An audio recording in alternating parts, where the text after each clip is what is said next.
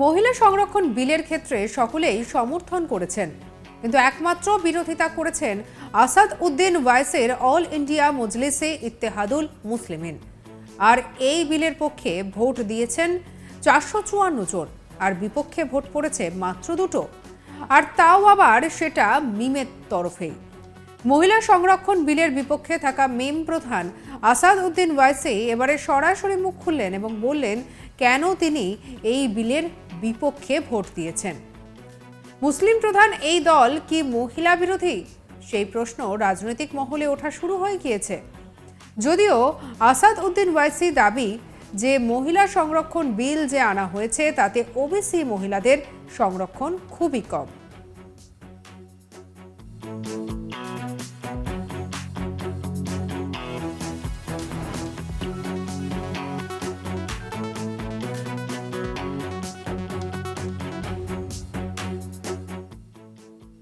21 September লোকসভায় পাশ হলো মহিলা সংরক্ষণ বিল। 554 জন সাংসদ এই বিলের পক্ষে ভোট দিয়েছেন। এই বিলের বিরুদ্ধে ভোট দিয়েছেন মাত্র 2 জন। এক প্রকার সর্বসম্মতিতে প্রধানমন্ত্রী নরেন্দ্র মোদী নেতৃত্বাধীন বিজেপি সরকারের আমলে লোকসভায় বিল পাশ হলো। এই বিল পাশের পরে কেন আসাদ উদ্দিন ওয়াইসির 2 জন সাংসদ এর বিরুদ্ধে ভোট দিলেন তা নিয়ে আলোচনা শুরু হয়েছে সোশ্যাল মিডিয়ায়।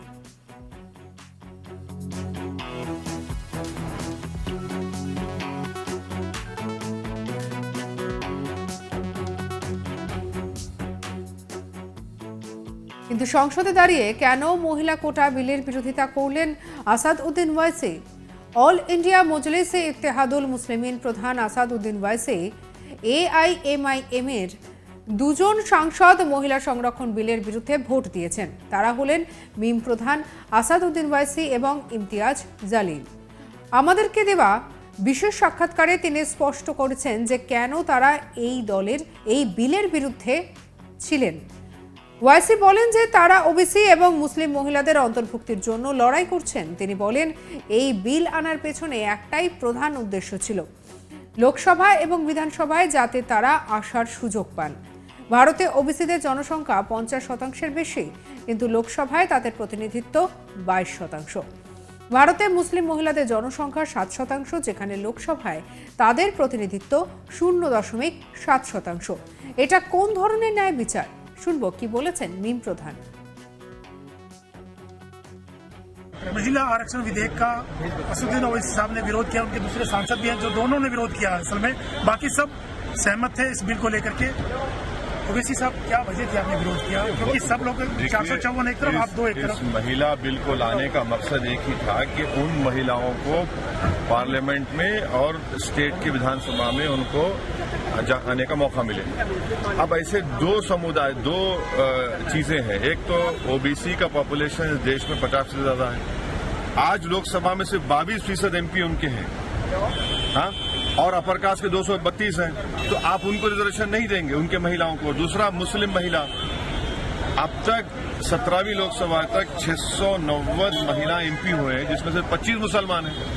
7% मुस्लिम महिलाओं का पॉपुलेशन हिस्सा है। अब 0.7 लोकसभा में, स्टेट असेंबली में। तो अगर ये उनको शामिल नहीं किया जाएगा तो फिर आप कौन सा इंसाफ कर? दूसरा ये कि अगर ये कानून बनता है तो याद रखिए मेरी इस बात को कि मुसलमानों का रिप्रेजेंटेशन विधानसभा में और लोकसभा में कम हो जाएगा, और वैसे ओबीसी का भी कम होगा। सरकार कर सकती है, काम क्यों नहीं कर रही है? लेकिन ओबीसी तो अच्छा हो रहा है। क्या एससी की महिलाओं को एससी तो छोड़ दीजिए, वो तो है।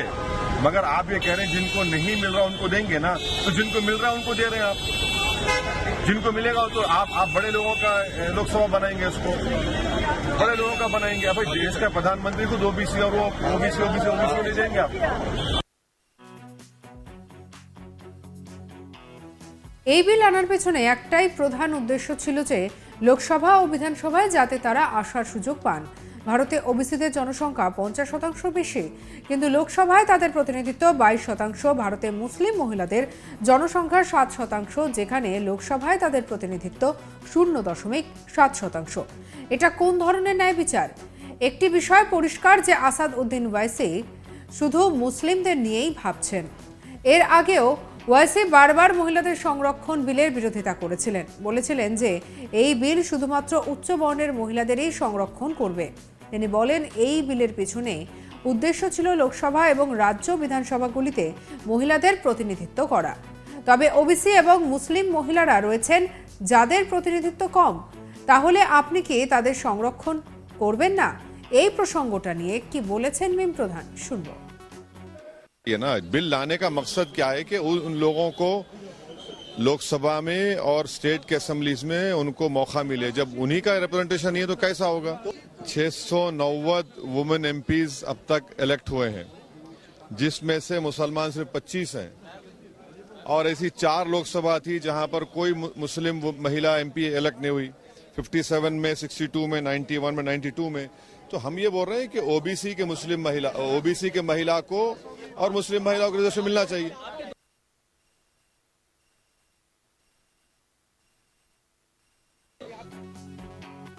লোকসভায় পাশ হয়ে যাওয়ার পর রাজ্যসভায় বিল পাশ করাতে হবে।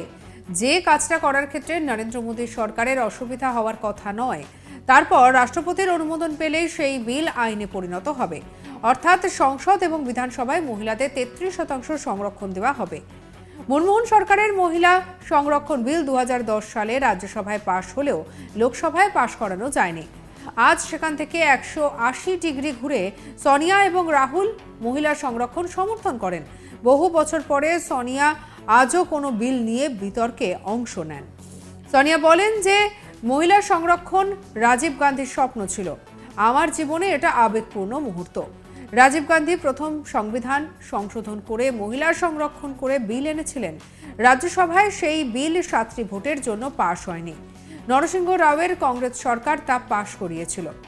রাজীব গান্ধীর স্বপ্ন অর্ধেক পূর্ণ হয়েছিল, বিল পাশ হলে তা পূর্ণ হলো। ইতিমধ্যে এই বিষয়টা নিয়ে কথা বলেছেন মিম প্রধান। সব মিলিয়ে বর্তমানে এই বিল ঠিক কি পর্যায়ের দিকে যায় সেটাই এখন দেখার। অন্যদিকে মিম প্রধান কি বলেছেন আরো একবার শুনবো। महिला आरक्षण विधेयक का असदुद्दीन ओवैसी साहब ने विरोध किया, उनके दूसरे सांसद भी हैं जो दोनों ने विरोध किया। असल में बाकी सब सहमत थे इस बिल को लेकर के। ओवैसी साहब, क्या वजह थी आपने विरोध किया? क्योंकि सब लोग 454 एक तरफ, आप 2 एक तरफ। इस महिला बिल को लाने का मकसद एक ही था कि उन महिलाओं को पार्लियामेंट में और स्टेट की विधानसभा में उनको आने का मौका मिले। अब ऐसे दो चीजें हैं। एक तो ओबीसी का पॉपुलेशन इस देश में 50 से ज्यादा है।